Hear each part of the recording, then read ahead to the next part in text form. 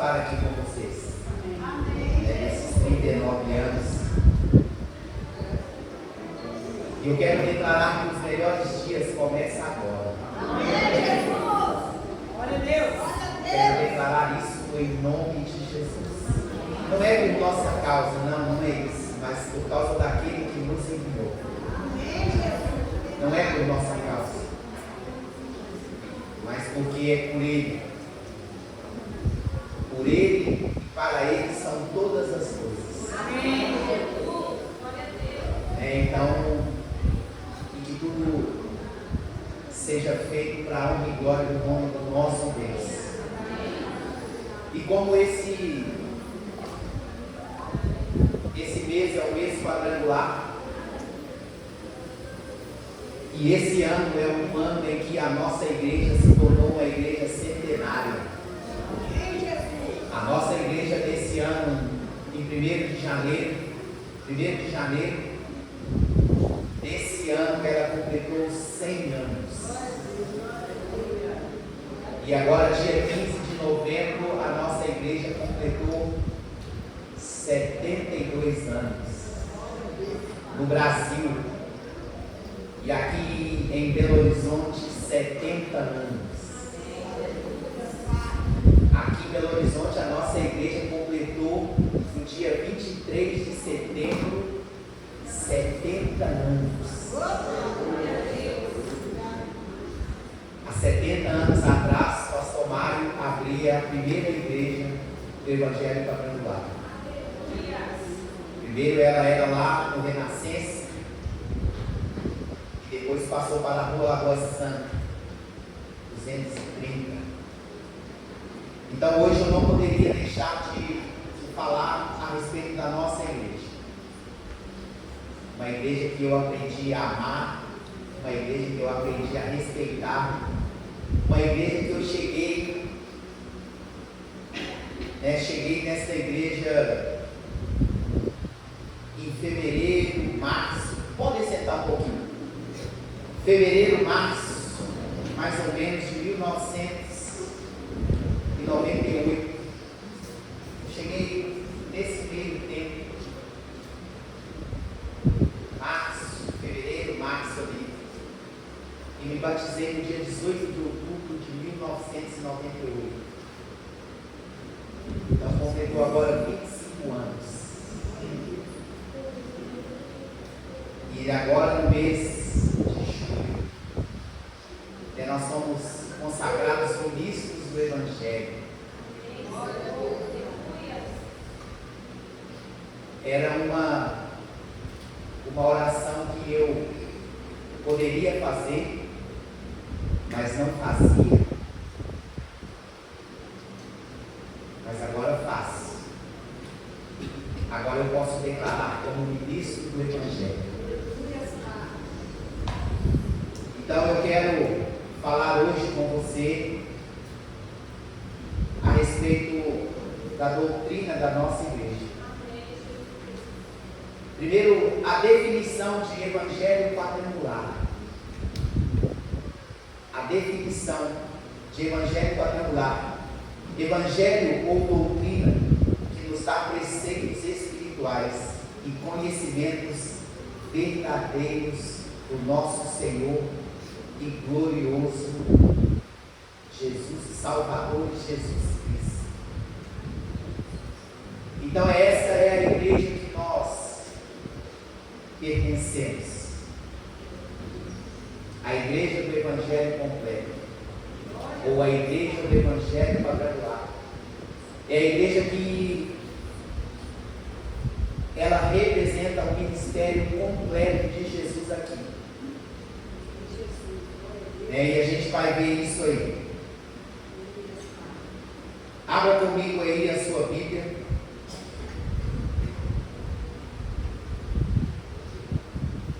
Eu gosto do jeito que está aqui. Eu não gosto muito daquele jeito ali não, depois a gente vai até mudar. Porque aqui fica mais fácil para eu entender os evangelhos. Mateus, Marcos, Lucas e João. Por isso a nossa igreja é a igreja do Evangelho quadrangular. Porque ela está enquadrada nos 4 evangelhos. Aqui o Evangelho de Lucas, o símbolo é a cruz, a cor é o vermelho, traz a bandeira lá para mim.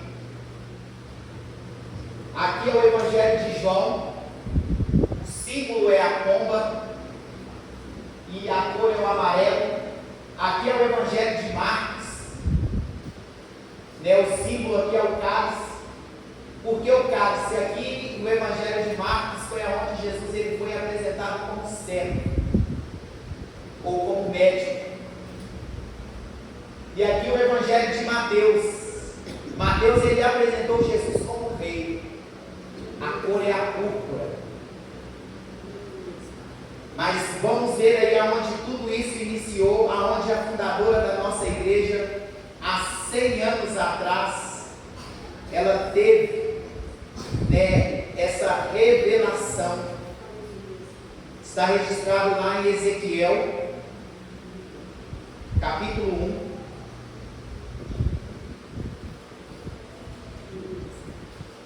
Ezequiel, capítulo 1.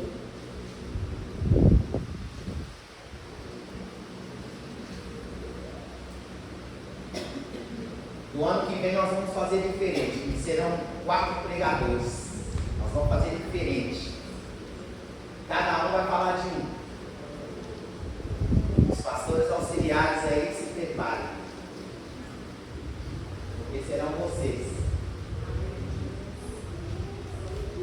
Ezequiel capítulo 1, 10. Olha ali. Foi aqui que nasceu a igreja do Evangelho quadrangular. E a forma dos seus rostos era como o de homem à direita. Os 4 tinham rostos de leão à esquerda, o rosto de boi e também o rosto de águia. Todos os 4, assim eram os seus rostos, suas asas se abriam em cima. Cada um tinha suas asas unidas, cada uma a do outro. Outras 2 cobriam o corpo deles, e cada qual andava à sua frente, para onde o Espírito havia de ir, iam. Não se miravam quando iam. O aspecto dos seres viventes era como o carvão em brasa, semelhança de tocha de fogo. Corria resplandente por entre os seres, e deles saíam relâmpagos. Os seres viventes zigue-zagueavam à semelhança de relâmpagos. E vi os seres viventes, e eis que havia uma roda na terra, ao lado de cada um deles. Amém? Amém. Aí a Bíblia vai dizer que aqui no Evangelho de Lucas,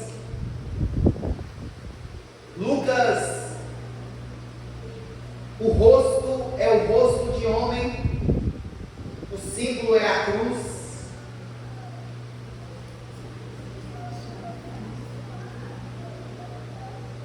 Só que aí alguém vai ter que segurar. A gente ia trazer o. Aí alguém vai ter que segurar.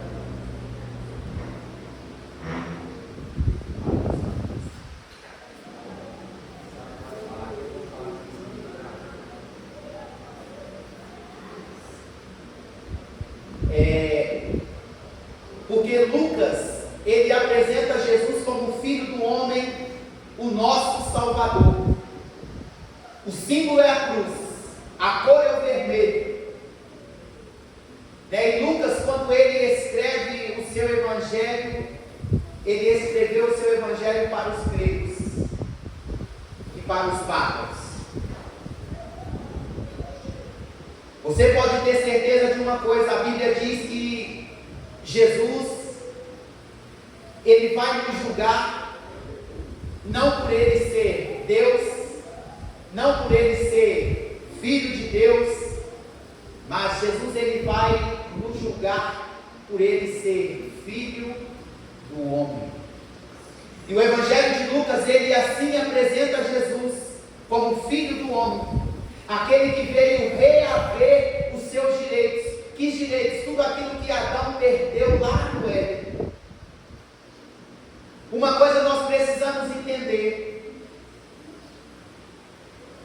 as palavras mais importantes que nós usamos no nosso dia a dia, que é reconciliar, restaurar, renovar, tem tudo a ver com voltar ao início. Quem é motorista aqui vai entender bem o que eu quero dizer. Quando a gente quer que o carro vá para trás, que marcha que a gente coloca? Reconciliar, voltar ao início. Reconciliar, restaurar. E não se assuste, porque Jesus ele passou a fazer tudo aquilo que Adão fazia somente após a ressurreição. Somente depois que Jesus ele ressuscitou dos mortos, aí sim, então, ele passou a fazer tudo aquilo que Adão fazia. Uma das provas é que logo que ele ressuscita, Maria Madalena está lá no jardim da ressurreição, e ela encontra lá com o anjo primeiro e fala, perguntando para ele aonde tinham colocado Jesus. E o anjo diz para ela assim: mulher, por que procuras entre os mortos aquele que está vivo? Por que procuras entre os mortos aquele que está vivo? E aí ela dá uma virada, assim de uns 90 graus, e ela vê um moço lá no meio do jardim, e ela grita: ei, jardineiro, aonde você colocou o meu Senhor? Ei, jardineiro, aonde você colocou o meu Senhor? E aí ele volta para ela e diz: Maria. E aí ela logo reconheceu e diz: Rabone! E aí ele diz para ela: não me detens, porque eu ainda não subi para o meu Pai. Sabe o que é isso que Jesus disse para ela? Não me toques, porque eu ainda não ofereci o sacrifício. Por que ela confundiu ele com o jardineiro? Ela o conhecia, andou com ele 3 anos e meio, mais ou menos. Ela o conhecia, sabia bem quem ele era, e ela o confundiu com o jardineiro. E disse Deus: façamos o homem conforme a nossa imagem e conforme a nossa semelhança. E a Bíblia vai dizer assim: e plantou o Senhor Deus no jardim do Éden, e colocou nele o homem que havia formado para o cultivar e o guardar. Adão, ele era quem cuidava do jardim, e era Adão também quem cultivava o jardim. Por isso, quando Maria Madalena ela vê Jesus, ela logo: ei, jardineiro! Porque a Bíblia vai declarar que Jesus ele é o segundo Adão. O segundo Adão. Então, quando a Bíblia diz, é para nós voltarmos. E pode acreditar, a Bíblia diz assim, que quando fomos na semelhança da sua morte pelo batismo, também o seremos na semelhança da sua ressurreição. Está na hora de viver no poder da da ressurreição. Está na hora. Está na hora da igreja viver no poder da ressurreição. E o Evangelho de Marcos, eu vou fazer igual está aqui. Não, João, não é João.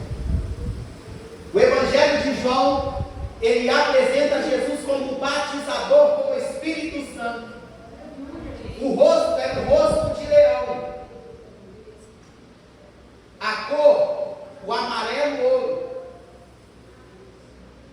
O símbolo, a pomba. A pomba, ela é um dos símbolos do Espírito Santo.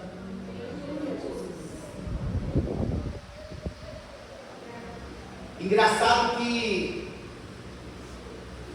tem outros animais. Um dos outros animais que fazem parte ali do cristianismo é o pelicano. Sabia disso?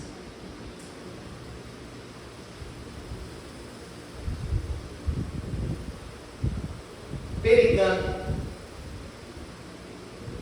ele arranca da sua própria carne para alimentar os seus filhotes. Por isso ele também é um dos símbolos do cristianismo. Jesus diz: isso é o meu corpo, que é partido por vós. E quando Jesus completa 30 anos, ele desce até o Jordão a fim de ser batizado. Ele desce até João Batista. E aí João Batista diz assim: você vem a mim, eu não sou digno de desatar as suas sandálias. Mas ele diz assim para João: João, nos convém cumprir toda a justiça. Jesus não se batizou. Vou declarar isso aqui. Cuide você do seu evangelho, da sua teologia aí. Jesus, ele não se batizou para ser salvo. Jesus não se batizou para deixar testemunho, como muitos dizem. Não. Jesus não se batizou por isso. A Bíblia vai dizer que ao homem foi ordenado morrer uma só. Então pronto. É por isso que a morte não pôde segurá-lo. É por isso que a morte não conseguiu segurá-lo. E assim também será conosco. Porque nós já morremos para o pecado. No dia do nosso batismo, ao homem foi ordenado morrer uma só vez. Morremos. Estamos mortos para o pecado.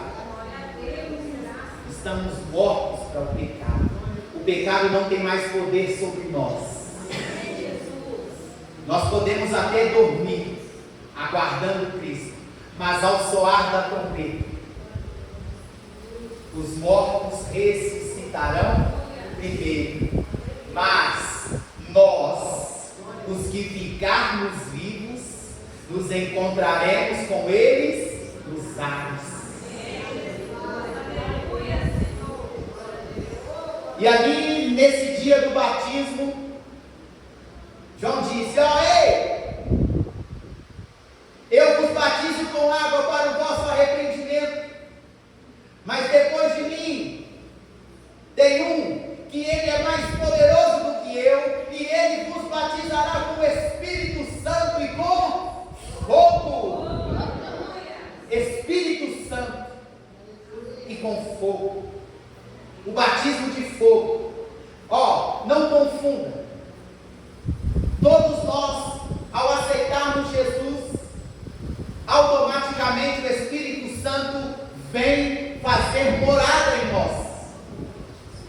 E pode acreditar que esta é a chave de acesso que nós temos para o céu.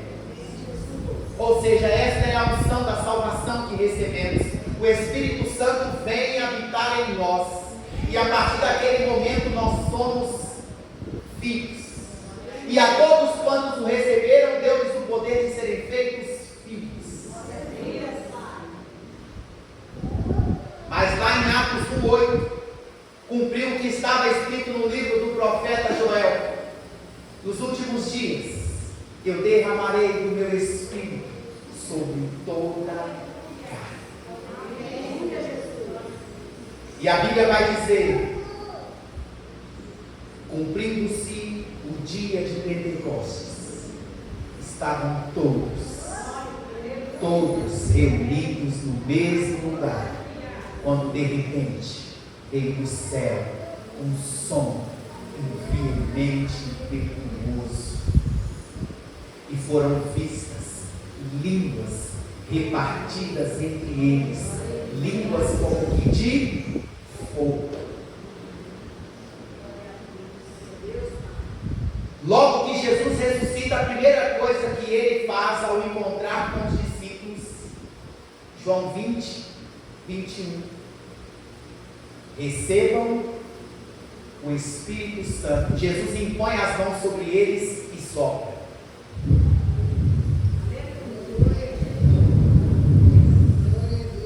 Recebam o Espírito Santo. Ali eles estavam recebendo a unção da salvação, ou selo, porque o batismo com o Espírito Santo é um revestimento. É um revestimento que o crente recebe. Pode ser porque ele vai ser separado para a obra do ministério, ou até mesmo porque ele vai enfrentar algo pesado na sua caminhada, e Deus diz: ele precisa de ser revestido, para que ele possa ter sucesso nessa caminhada. Pode acreditar, não são todos que vão receber, é para todos, mas não são todos. Então, se eu fosse você que ainda não é batizado com o Espírito Santo, busque isso. A Bíblia vai dizer que que o Espírito Santo ainda não havia sido dado. Eu quero dizer, você ainda não recebeu o Espírito Santo em forma de batismo sobre você, porque você ainda não tem glorificado Jesus da forma que ele necessita, ou que ele carece, ou que ele merece de ser glorificado, porque a Bíblia vai dizer que o Espírito Santo ainda não havia sido dado, porque Jesus ainda não tinha sido glorificado. Quer receber o batismo com o Espírito Santo? Então glorifique a Deus. Glorifique a Deus. E é Ele quem vai nos ajudar a vencer o dia mau. É Ele. É Ele. E João, ele escreve o seu evangelho para a igreja. João escreveu o seu evangelho para mim e para você. Ele veio apresentar Jesus como Filho de Deus. Agora, Marcos. O evangelho de Marcos, ele apresenta Jesus como servo, ou apresenta Jesus também como médico. Servo, e o rosto que Ezequiel viu era o rosto de boi, porque o boi foi o primeiro animal que foi usado para aliviar o fardo ou a carga que o homem carregava. E Jesus, ele veio: aprendei de mim, porque sou manso e humilde, o meu jugo é leve e o meu fardo é suave. Aprendei de mim. Então Jesus, ele veio levar as nossas dores, as dores do corpo, enfermidades da alma. E isso foi profetizado por Isaías 600 anos antes claramente. Isaías declara, Isaías 53, e Ele levou sobre si todas as nossas dores e todas as nossas enfermidades, e o castigo que nos traz a paz estava sobre Ele, e pelas suas pisaduras nós fomos sarados. Então a cura, ela pertence a você, a cura, ela lhe pertence, a cura, ela pertence ao corpo de Cristo, e eu quero declarar agora no mundo espiritual, saúde, vem agora para o corpo de Cristo, em nome de Jesus. Você que precisa de cura, seja curado, seja livre desse mal, agora, em nome de Jesus, em nome de Jesus, em nome de Jesus. E Marcos, ele vai escrever o seu evangelho para os romanos, porque havia uma igreja em Roma. O apóstolo Paulo, quando ele escreve a carta aos romanos, ele vai declarar que todos os santos vos saúdam, especialmente os da casa de César. Tinha crente na casa de César. Vou repetir, tinha crente na casa de César. Todos os santos vos saúdam, especialmente os da casa de César. Eles até tentaram parar, mas quanto mais eles faziam, mais a igreja crescia, mais a igreja avançava. Por isso Jesus disse que as portas do inferno, elas não vão prevalecer. Elas não vão prevalecer. Elas não vão prevalecer. E agora Mateus, ele vai apresentar Jesus como rei, porque ele escreve o seu evangelho para os judeus. O símbolo é a coroa, a cor é a púrpura, que representa a realeza. O rosto que Ezequiel viu é o tiara. Na ascensão de Jesus lá em Atos, quando os discípulos eles estavam vendo Jesus subir, os anjos falaram assim: ei, varões, o que vocês estão a olhar? Esse Jesus, da mesma maneira que vocês estão vendo ele subir, assim também ele virá.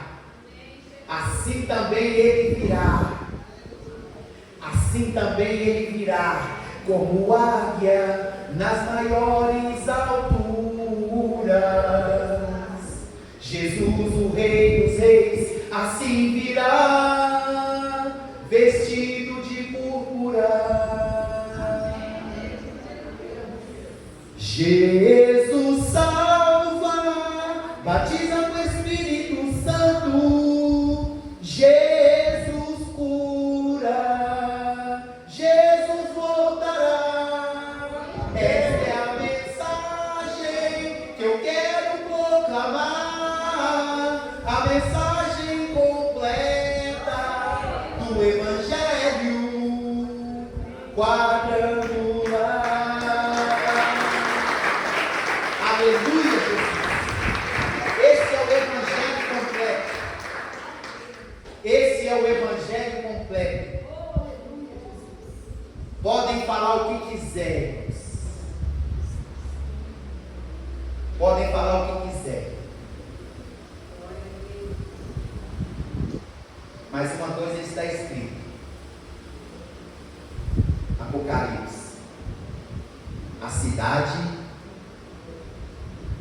ela é quadrangular. A cidade é quadrangular. Me perdoe os batistas, os presbiterianos, os metodistas, a Assembleia de Deus, a Igreja da Graça. Me perdoe todos eles. Mas a cidade é quadrangular. A cidade é quadrangular. Já caminhando aqui para o fim, depois a gente vai fazer isso mais.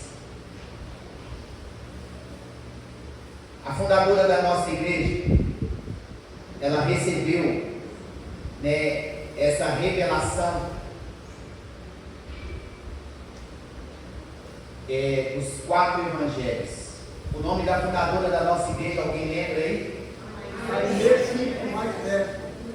Isso, Aimee Semple McPherson.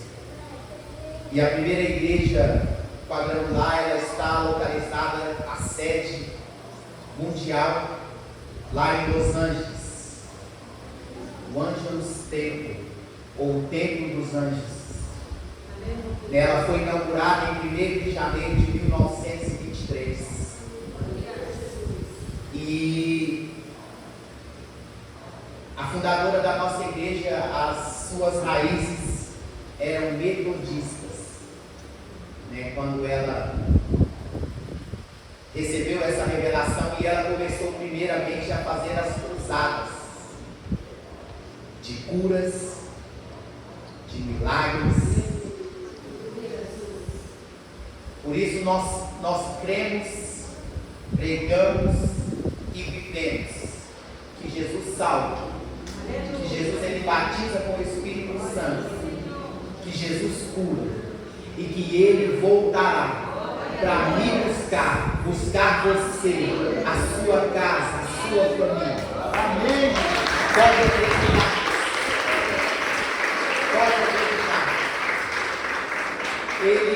Ele prometeu isso para nós. Ele prometeu: eu vou vos preparar lugar, e quando eu vier, eu vos levarei para mim mesmo. Eu vou vos preparar lugar. Então ele foi preparar lugar. E não sei quanto tempo, a Bíblia não diz, a não ser uma coisa que a Bíblia diz.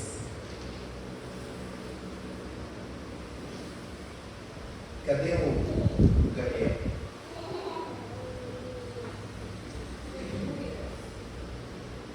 A Bíblia vai dizer assim: quando este evangelho for pregado em testemunho a todos os povos, todas as gentes, a todas as raças, então virá o fim.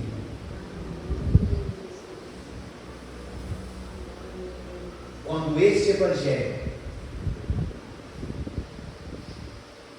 não é qualquer evangelho que vai trazer Jesus de volta.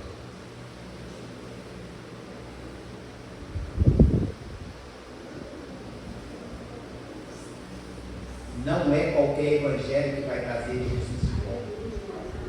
Ele deixou isso bem claro. Quando este evangelho, o evangelho do reino, quando o evangelho do reino for pregado em testemunho a todos os povos, então virá. Então virá o fim.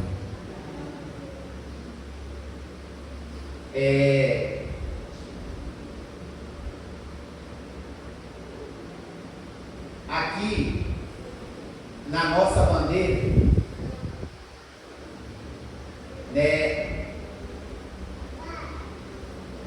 essas começa de baixo para cima aqui, dessa forma igual está aqui mesmo. As franjas aqui representam os mandamentos, a nossa obediência à palavra de Deus. Né? E aqui o quarto representando os 4 evangelhos. Então nós vamos orar agora.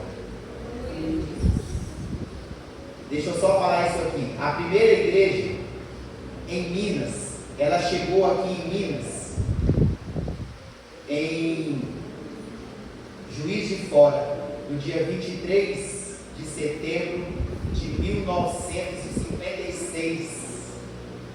O pastor que abriu essa igreja lá foi Joaquim Pedro Santos. Depois, em 58, em Poços de Caldas.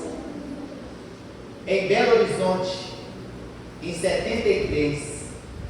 E ainda em 73, o pastor Antônio Genaro fundou também a IEQ Jardim Industrial.